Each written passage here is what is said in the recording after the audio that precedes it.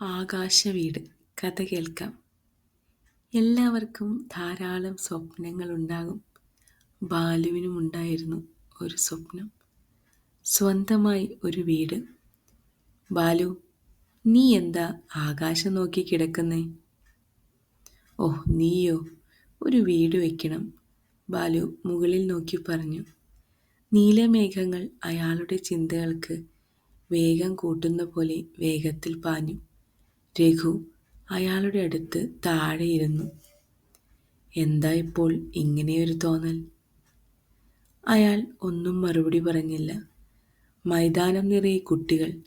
ചിലർ പന്ത് കളിക്കുന്നു, ചിലർ ഓടിക്കളിക്കുന്നു. അപ്പോൾ നീ പണിത വീട്? രഘു പിന്നെയും മറുപടിക്കായി കാത്തു. അയാൾ ആകാശം നോക്കി പച്ച പുല്ലിൽ കിടന്നു.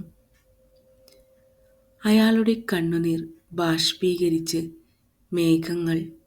മഴമേഘങ്ങൾ കൊണ്ടുപോയി. വീട്, അത് എൻ്റെ സ്വപ്നം, എൻ്റെ അധ്വാനം, എൻ്റെ വിയർപ്പ്. പലരും അവകാശം പറഞ്ഞു വന്നു.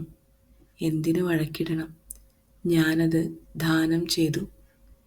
രഘു ഞെട്ടൽ പ്രകടിപ്പിക്കാതെ ഇരിക്കാൻ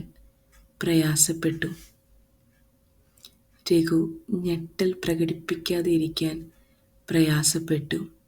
എന്താ ബാലു പറയുന്നേ? നിന്റെ വീടിന് നീ അവകാശിയല്ലെന്നോ? നിന്റെ ഇത്രയും വർഷത്തെ കഷ്ടപ്പാടല്ലേ, എത്രയോ വർഷത്തെ സ്വപ്നം. കിളി കൂടുകൂട്ടുന്ന പോലെ ആയിരുന്നില്ലേ നീ ആ വീട് വീടാക്കിയത്? എല്ലാം ശരി തന്നെ.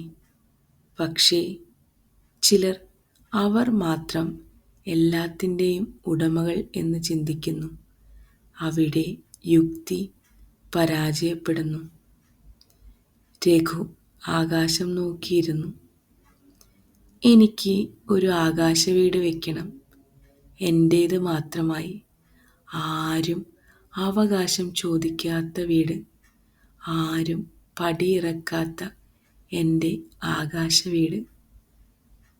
കഥ കേട്ടവർക്കെല്ലാം നന്ദി. കഥ ഇവിടെ തീരുന്നു. ജിത.